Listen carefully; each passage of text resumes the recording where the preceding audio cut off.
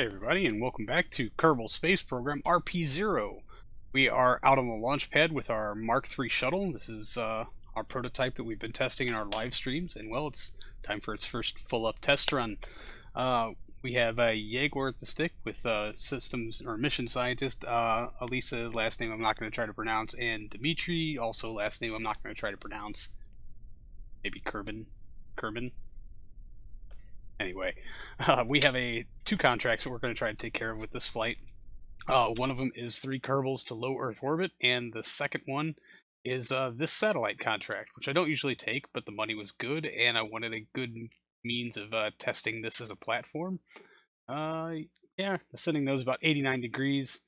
It looks like we need to head in a southerly direction in order to match that orbit.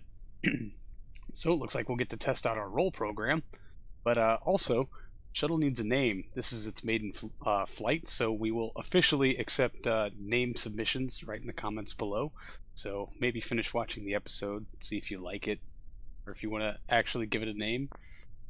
If you suggested a name prior, and you'd like it to be in the official running, now's the time to do it.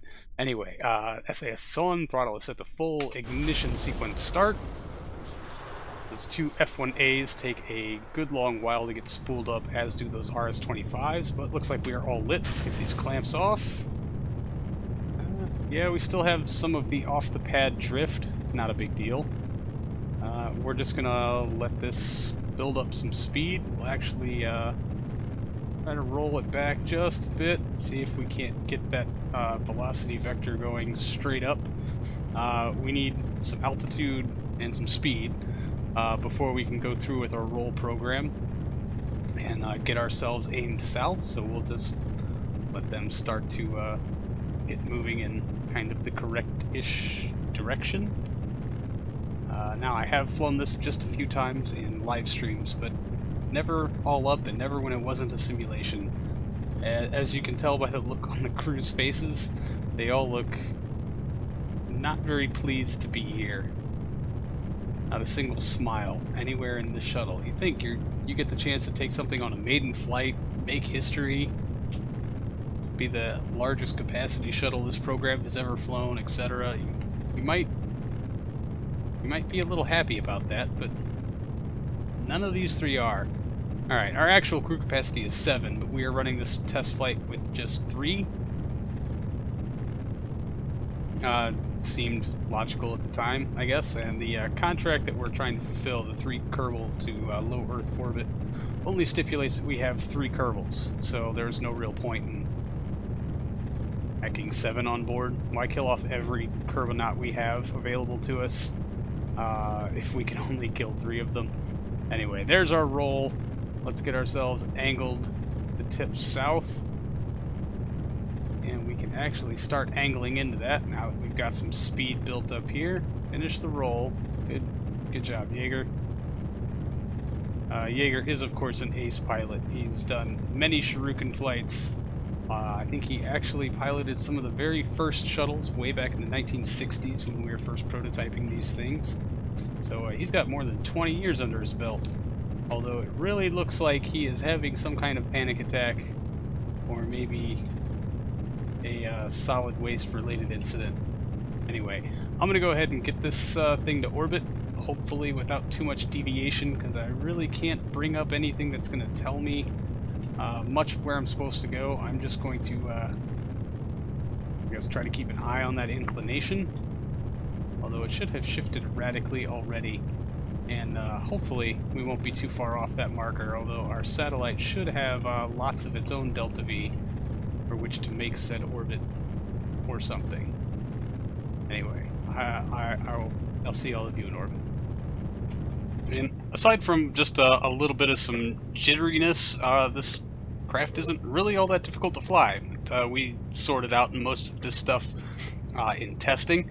It does enjoy quite a bit of a better balance than the Shuriken models, meaning that it's not a wrestling match all the way to orbit, although I do have to move a little bit of the liquid oxygen around because the nose cone tank just isn't quite big enough to hold it all.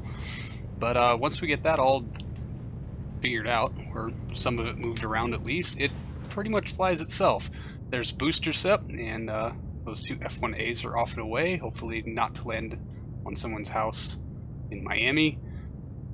And then just a little bit of correction that looks radically, I don't know, looks radical in time accelerated post edit, but yeah, there's a little bit of this wiggliness that I think might actually be that the number one engine, the RS-25, might be offset a little bit and not exactly centered, causing some of that wiggle. There is our roll program to bring us right side up and put the EFT underneath us, and just a little bit of shimmy as we try to get ourselves pointing right down the 180 degree vector, and keep that inclination heading at about 90 degrees, and then a bit of angle up to push our our apogee out ahead of us a little further. And because of the angle of the engines, our actual prograde vector is not straight down the nose. We have to be angled up just a little bit. I think it's about 10 degrees or so, based on the amount of angle in the main engines themselves. Not a problem. I've actually sorted through most of this in the testing that we did on the live streams, so not that I'm adept at flying this thing yet, but I certainly do have a much better feel for it than some of my previous initial shuttle flights. And considering we are very much under our maximum tonnage for this craft, I think our total satellite tonnage comes in something like 26 tons, and we've been tested and hauling 55 tons of various lengths of lead pipe to orbit without too much difficulty. So this is actually kind of a walk in the park kind of area. But anyway, we're coming up on Miko, so I'm going to turn you back over to Old Me for live commentary.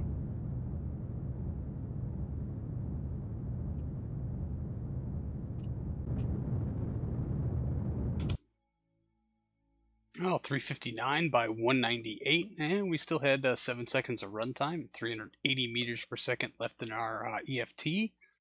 Not bad. We are not at full capacity, obviously, and suffering from a little bit of that gimbal, but no worries here. We'll just use time warp to correct the spin, and then stage off the EFT. Make sure I got my staging correct here. Yep, alright. Good day, sir. It was very nice knowing you. And we have fulfilled the parameters of our initial contract, I think. Let me just double check. That's our geosync contract for the satellite we're deploying. Pluto, Uranus, screwed orbital. Stay here for 14 days and then land or splash down on Earth. I guess hitting a runway is going to be very interesting. Although I guess just account for the rotation of the Earth, no big deal. Oh, wrong button. There's our cargo, as minuscule as it may seem. How is our descending node? 7 degrees. I'll take that. So I guess that's just accounting for our time in orbit, and why this thing thinks we are a station, I will never quite understand. But I guess we can go ahead and get the cargo deployed or something. But we're gonna rename vessel. Yeah, let's. Oh yeah, there's no plane icon in this. So ship, accept, cancel, go. I guess I'm actually going to wait a little bit until we're a little further on. Oh, you know what I can do in the meantime? We don't have an engineer on board, so all those toolkits are pretty useless, but I don't think we have anything that actually needs service or parts things to have done to it. Alright, give me this tank here. We're going to unlock the liquid hydrogen and the liquid oxygen. I should have some radiators tucked in here. Yep, there we go. Activate radiator. Activate radiator, very good. And fuel cells. Fantastic. I know we've got a full charge, but we got 2 weeks. Actually, we'll leave one turned off, save the liquid hydrogen and whatnot until later. Oh, that strut is doing something very interesting. Okay, I'm glad it attached itself to the top of the cargo bay doors. That's no big deal, certainly. Alright, space just above Earth's water. Let's just time warp around just a little bit. That's cool looking. Still just above Earth's water? Yeah, apparently we are. That's fine.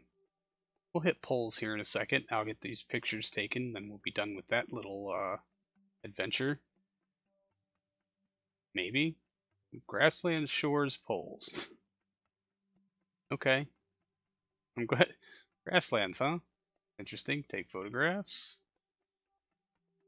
15 science. You know, I'll take it. Whatever works, we'll just transfer those images. Oh, this contract picture can go away. That's the one I'm looking for. Science. Mk3 cockpit.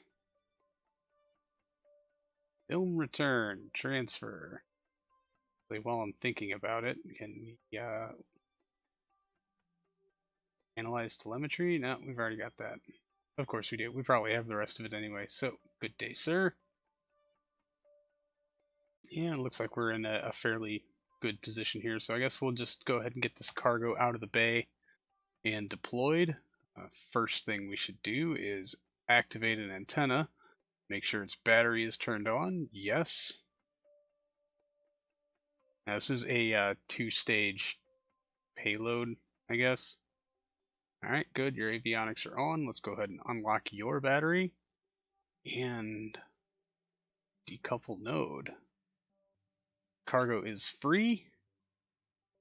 Good. Its RCS is on, although its tank is locked. Of course it is.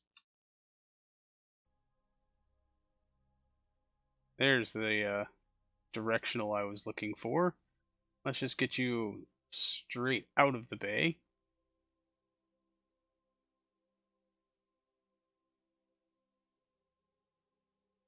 Activate. Nope, no connection. Oh, good. Yeah, of course not. Why would there be a comm center in the Antarctic? This doesn't make a whole lot of sense now, does it? Good thing it has a whole lot of battery life.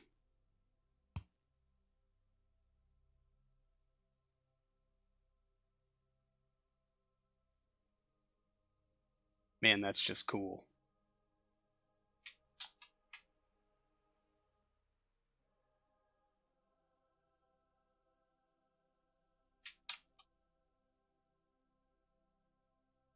You know, I talk a lot of trash about the Mark III parts, but that legitimately does look pretty good.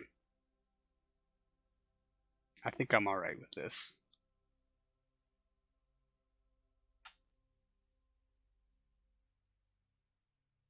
Hey, look, we got a connection.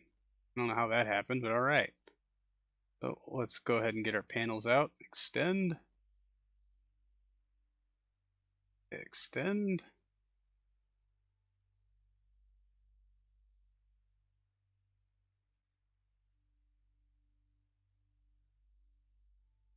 Activate.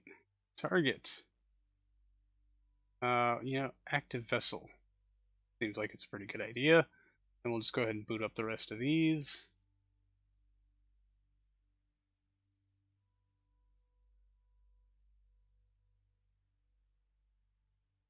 Now, pretty much all of the equipment on board is because of the contract requirements for things that we needed to have for the contract. So we're going to get out here and plot ourselves a node and see what kind of delta V's we're looking at. That's the apogee. So I think we're probably going to take a lap, plant our node up there somewhere near the North Pole.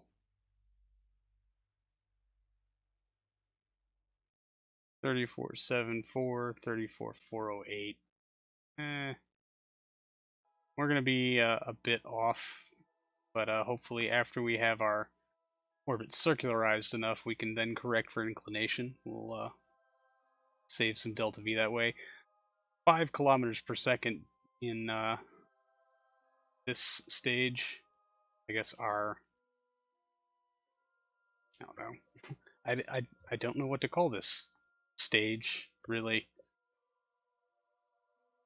The 2 orbit driver, placement stage, delivery stage. I don't know. There's probably some technical term. that I just don't know yet. But hopefully all of you will let me know exactly what that is. I'm going to switch back to the shuttle very momentarily just to make sure that it has all of its necessary life support doohickeys unlocked and ready to go. That should be just a regular old fuel tank.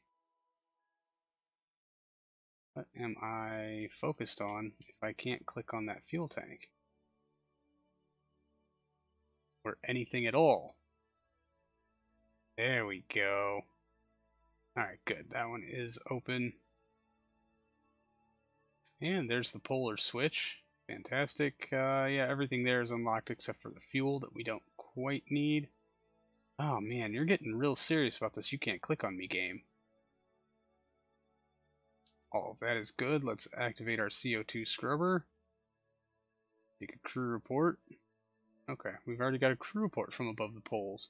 I guess it's been so long since I've done those things, I don't remember any of them. Good, and a quick save.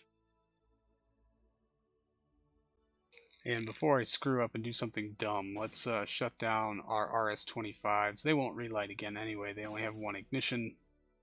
But it might give me some panic to see that message come up, no ignitions remaining, even though we have all of our OMS engines ready to go, and they have unlimited ignitions. Alright, well, back out to our satellite, and let's just warp around to this node.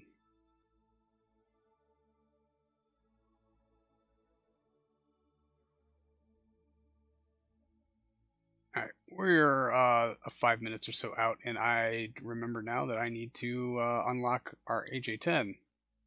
Activate. That could have been tragic. Of course, now we're down to 4,600 meters per second. That just doesn't seem right to me. Okay, good. I do have ullage thrusters. Why can't I click on anything today?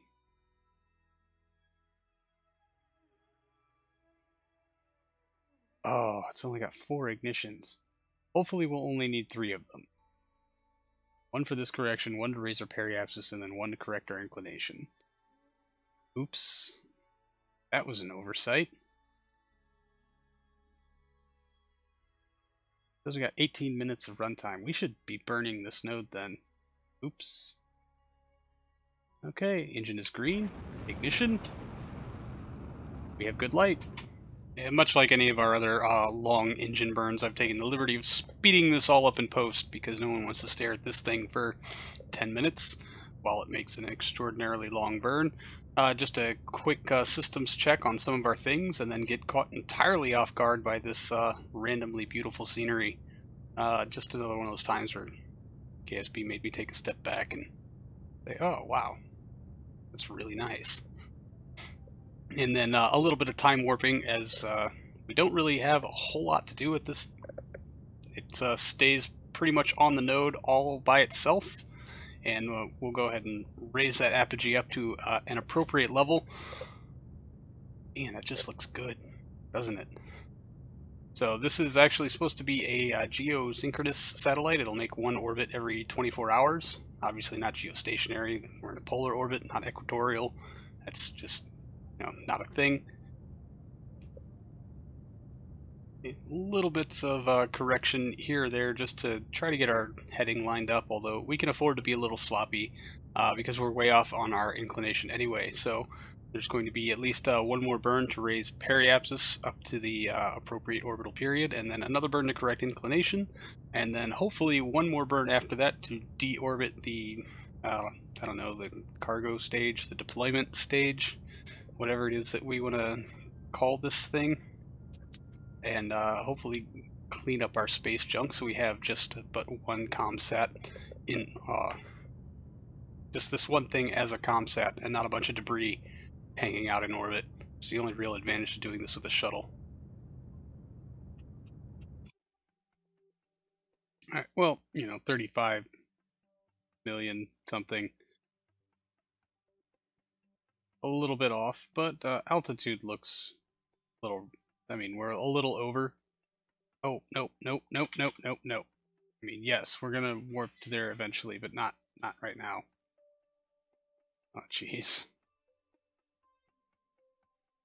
Alright, so now we'll boost up our periapsis. I hope. Try to start lining things up, I guess. We'll deal with that in a bit. Oh, that's only 1400 meters per second. That's even better. Alright, I'll take that for now. That get that descending node lined up a little bit more. Add maneuver up here. Of course, I'm not going to be able to come anywhere near it, but you know. We'll just kind of see what happens. And see if we can't just circularize it in a bit. It'll at least get our apogee and our perigee somewhat lined up, so then we can make smaller corrections at those. Get the rest of this orbit tailored in. This is why I don't like satellite contracts. They're just kind of nitpicky. Alright, so let's just get facing in towards the node here. I'm sure our shuttle crew is doing just fine. Down there somewhere.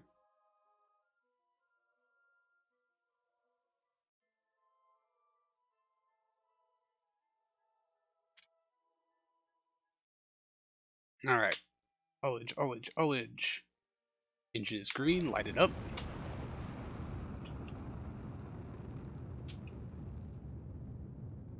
Let's get pointed somewhat at the node here. Just kind of flying by the seat of my pants as far as how long this burn is going to take. But, you know, if we can do 4 kilometers a second in 7 minutes, then doing, you know, 1.4 in 4 minutes seems, I don't know, overly ambitious. No, we can totally nail it. We'll just be a little early, I think. Maybe? Yeah, we'll see. Whichever. We have another correction burn to make anyway. And because I get really bored with satellite contracts is the reason I don't take them really ever. They're kind of tedious. And so I've sped the rest of this stuff up because it was just an exercise in tedium. But we will walk through the rest of this burn relatively painlessly. All of the scientific equipment on here, or not all of it really, the photo canister and at least the barometer were specified by the contract. The rest of it was just put on there because it was cheap and we need to balance our loadout. But with something in this high of an orbit, especially it being polar, should help us maintain better connectivity with missions that are launching and missions that are out at the moon. Hopefully this will boost our communicability just a little bit. So now we're going to plot out the node for our inclination correction and try to get our apogee and perigee kind of in line with what the contract stipulates. I don't have a MechJeb window to pull data from, so unfortunately it has to all be done by hand or eye, however you want to quantify it, which is really what makes these contracts just so ridiculous sometimes.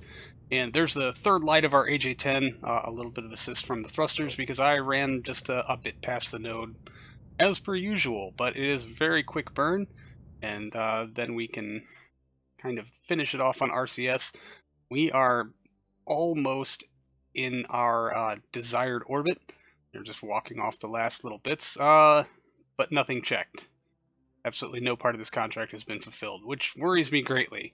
My initial thought is that, well, maybe we're just still a little too far off, but I did have to go double check to make sure we have all of the required equipment on board. We do. Stage off the satellite itself, but the fairing panels aren't going to let it go. So we'll have to switch craft, decouple those fairing panels, and then we'll just use our RCS to pull ourselves cleanly away. Now we'll take this as a good opportunity to go ahead and deorbit our deployment stage. As soon as we get these solar panels out, we don't want it running out of juice while we're off goofing around with this thing. And there's the final light of the AJ-4 that accounts for all 4 of its ignitions. And we'll just run it at its retrograde vector until we either see a collision or it runs out of fuel. But we've got just gobs and gobs of Delta V in this thing still. And yeah, that's a collision course. Perfect. We'll take it. Now we can switch back to our satellite.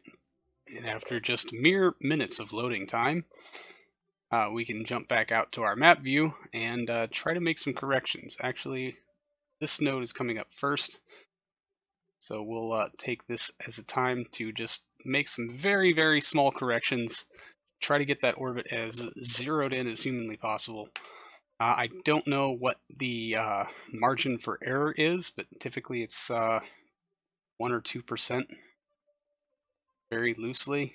I don't really know for sure. I think you can only find that out in the contracts building. So we'll just touch the stuff up on RCS. It does in fact have a 1 kilonewton thruster on board, but the just the RCS on board seems to be more than adequate for performing these maneuvers as we need them to. I'll just run right past this maneuver. No big deal. This is actually burning monomethylhydrazine and nitrogen tetroxide instead of our usual combination of aerozine 50 and nitrogen tetroxide, which gives it a little more oomph, but at the cost of ISP. Still about 1 kilometer per second if we were to run that engine, so lots and lots and lots of overhead for this thing. We'll just go ahead and get this secondary dish deployed. The primary is focused on active vessel, so hopefully no matter where we are within range of those things, it'll work. I'm also going to F5 and then F9 because I am dead certain that we are within parameters of this contract. Bingo. We sure are. Let's collect our money. 130 grand. That'll help ease the blow. Anyway, that's going to do it for this episode, everybody. Thank you so much for hanging out. I really appreciate it. And I'll see all of you in the next one. So until then, see you later.